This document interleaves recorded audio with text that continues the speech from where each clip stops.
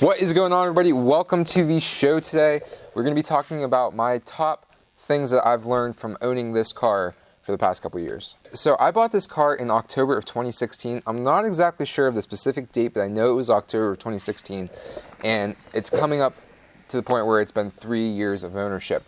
Now, the first couple months of that went well, and then I had an unexpected event. That June, I was rear-ended by my best friend. The car was away for like 2 months. Got completely restored. They fixed it. It was like $13,000 worth of damage, which I don't know how they didn't total it with a car that retailed $26,000, I think, is what I paid for it, $27,000. Nonetheless, I'm going to tell you guys about the top things that I've learned from owning this car. Owning a Volkswagen in particular, for the past 3 years. So the first thing is reliability. These things have always had a bad rap for being unreliable, for having check engine lights, for having issues.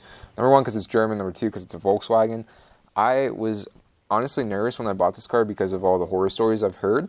But surprisingly, I'm at almost at 70,000 miles with this thing and have had 0 issues. There was never any open recalls on this car for me, at least.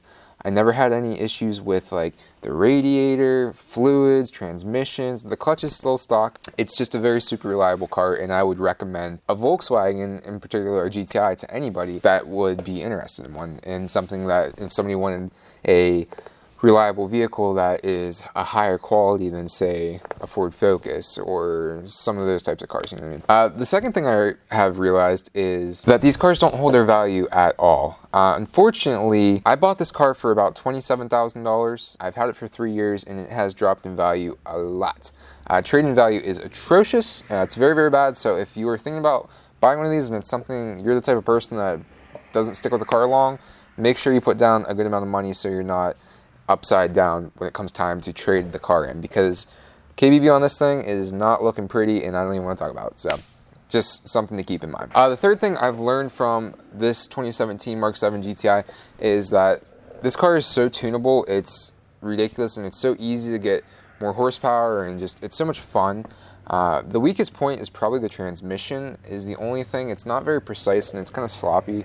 I'm surprisingly still on the stock clutch for everybody that wants to know that. I am almost at 70,000 miles, so we are Apr Stage 2 on the stock clutch, but I don't drive my car too crazy. Super easy to tune. They're fun. They're easy to work on for the most part. I've done pretty much everything myself. Me and my brother and Teddy have done most of the work ourselves on stuff. Not too bad at all. The fourth thing that I've learned from Volkswagen here is in the newer cars, the interior is holding up, the seats are holding up, the paint's holding up. There's not really any issues with the paint, anything like chipping, scratching, anything like that, other than on the front bumper where just because I drive so much, it is a little bit chipped. Nothing that's a flaw from Volkswagen at all. When it comes to quality of components and whatnot, I'm going to give that an A+. I'm going to say it's holding up really well. Like I said, I drive a lot. 70,000 miles in the past 3 years is a lot of miles, and it's holding up really well. This thing gets really good gas mileage. I put in 93, so you're paying a little bit more, but on the highway, even with being Apr Stage 2 tuned, I'm getting like 33 miles a gallon on the highway, like 26 in the city,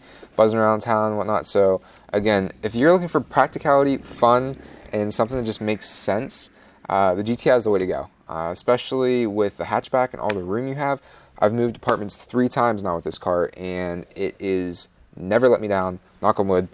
And the last thing that I've learned from being a Volkswagen owner, a first-time Volkswagen owner, is that the community of Volkswagen guys is a big one. And apart from the haters that are on the Facebook page or the YouTube page and just want to say bad things about it all day long, most of you guys are good, which I really appreciate. And we got good guys like Paul at ShopDap, and the guys over ECS Tuning, and my friends JR and JSM13, Mk7, you know what I'm talking about, George, Teddy, and I would recommend Volkswagens. I think that it's a good community of people and something that you might want to look into and want to get involved in and be another YouTuber or whatever you want to call it. I don't know.